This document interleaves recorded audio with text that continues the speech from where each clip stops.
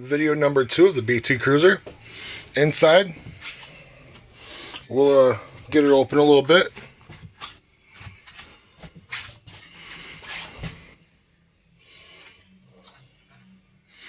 Alright, control panel here, easy one, slide out, push and hold out.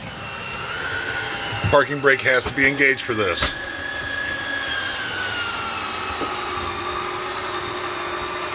So we'll let that go out. It's a pretty big slide out, so it does take a little while to get out.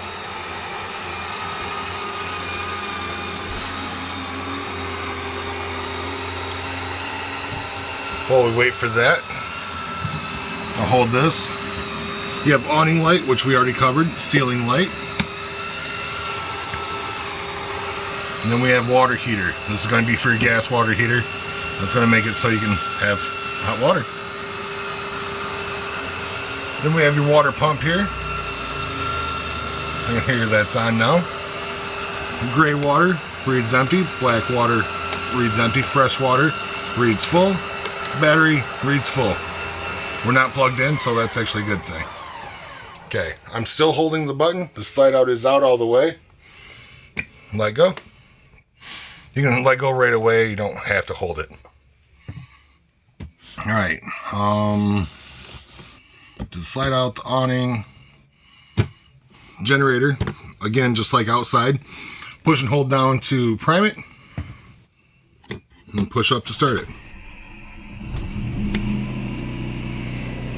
Takes about 30 seconds to a minute for it to engage. Once it's engaged, it will actually give power to your microwave, your TVs, and let that run for a little while. It's kind of nice to have.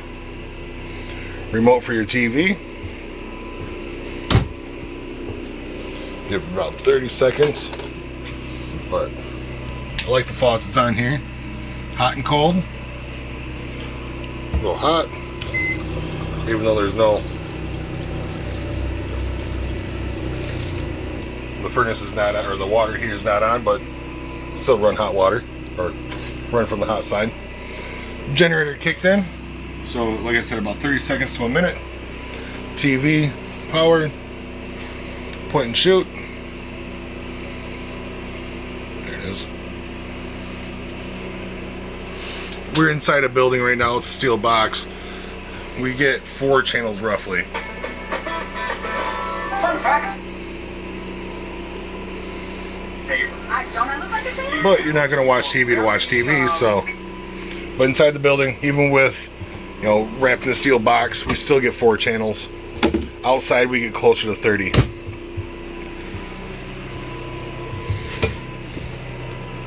little bit of storage. Fan, and then crank. Seats in this are actually kind of comfortable. Oh, I missed something on it. I'm sorry. You can adjust and turn the TV. Actually, it'll come out more. It does have a hinge on it. Kind of nice to have, just so you can, you know, turn towards your couch. There it is. Let's see here. Lights in here. A lot of the lights you're going to see like this. It's a tap light, but you have to touch the metal. Same with this one. A little bit of storage compartment there. Storage under there, so you can put the remote in there. You also have a couple lights here. There's a button on here. Push it once. Light turns blue. Push and hold it, light turns white. You have the same lights in the back.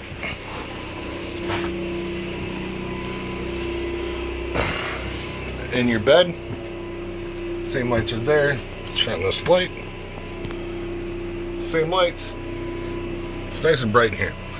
Curtain in this one will come around. That one's also nice. Bed does not lift up, so there's no storage underneath. But you do get a little drawer there. One outlet on this side. There is not an outlet on the floor, but there is one there on the other side. as well as USB. Little cubby hole there for end table.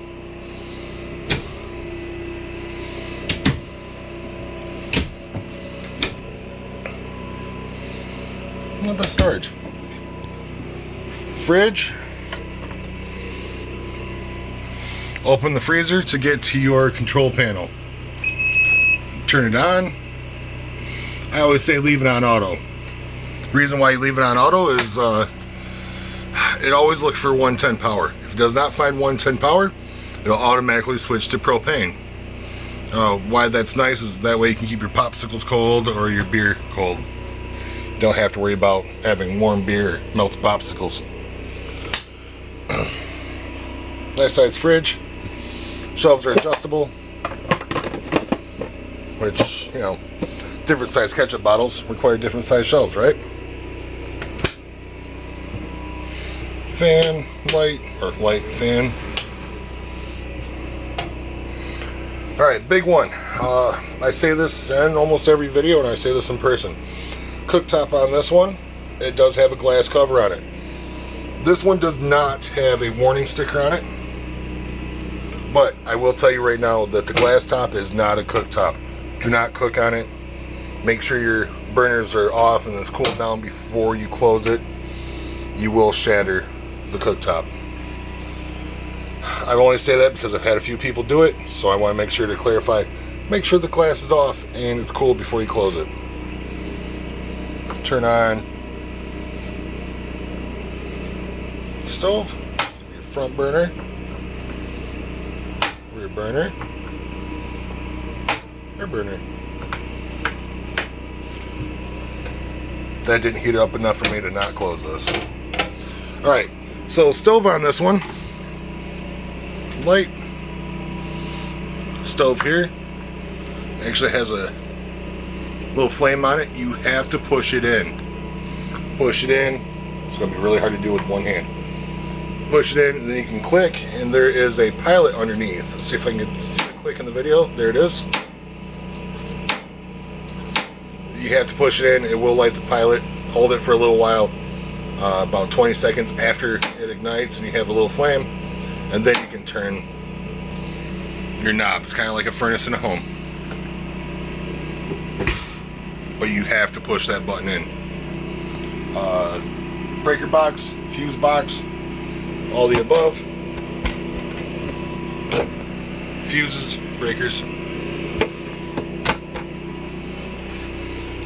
Thermostat on this one is a really easy 3-button switch. Up, down, and then power, which will go through mode. Turn the mode on to your desired effect, and then turn the temperature up or down where you want it. Bathroom in here. Switch.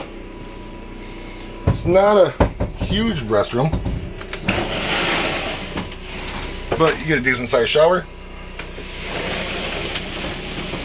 I always tell people to travel with these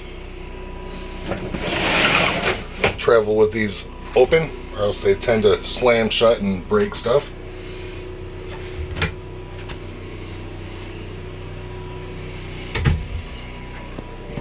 Toilet. Halfway down. Okay, so halfway down is going to fill the bowl. All the way down is going to flush the bowl. And then a little bit of storage.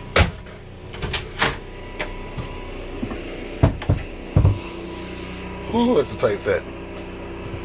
Alright, we're pretty much done back here. You do get a little table for this. It goes in there. And the table and the pole are in here. Good place storage. They finally put storage in for those, and that's hard to find in other ones. But nice sink.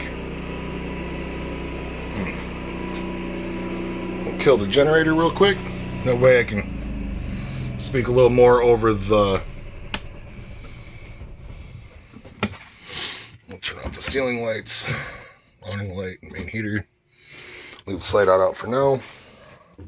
I'm going to pause the video and come back and get in the driver's seat. Chassis. Oh, see if we get to it. Speedometer, coolant or oil pressure, coolant, fuel, and then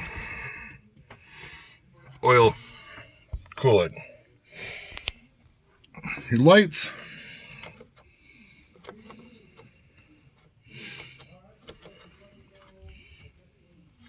Plus and minus for your dash. Let's see if I can get this. I have to start it. Sounds kind of mean. I like the sound of this vehicle. Okay, so twist over, you have your plus and minus on the right and left side. The minus is going to dim out the dash, the plus is going to bring the dash up. It says dimming. It says we have 208 miles, so empty, with 149 miles total. Looks like I'm gonna have to put some fuel in here. That will be done before you get here. Tow haul button, and then you can put it into M, shift it into M, and that's manual. You got plus and minus underneath, so you can downshift if you're going up mountains or hills. Cruise control, pretty simple. Same thing you've always seen, on, off, set, minus, set, plus, resume and cancel. Set plus, that minus is actually gonna, if you hit that 1, 2, 3, they'll bring it down 3 miles, or 1 up 1 mile, and so you can adjust your speed as you need to. Move over here, normal thermostat controls. That's very typical for a Ford, which I'm okay with it because I like them. USB ports so you can charge your devices. Basically cigarette lighter so you can charge your devices, or GPS, and then USB as well. TCS is traction control systems. Turn that off. It'll help with making sure your tires spin. One of your tires doesn't spin more than the other if you're stuck in the mud. And triangle right there is going to be for your 4-ways, so push that. 4-ways are on. Stereo on this one is a DVD player. It doesn't go anywhere but here. Parking brake has to be on in order to watch a DVD. Right now I have 93.7. That is a country channel here. Hit home. You have radio, discs, settings, USB, camera. The only time you can see the camera is if you put your foot on the brake. Put it into your reverse. It's telling me the parking brake is engaged. Now we can see behind us, but that's the only time you can see behind you. Parking brake is no longer engaged. Pretty simple stereo system.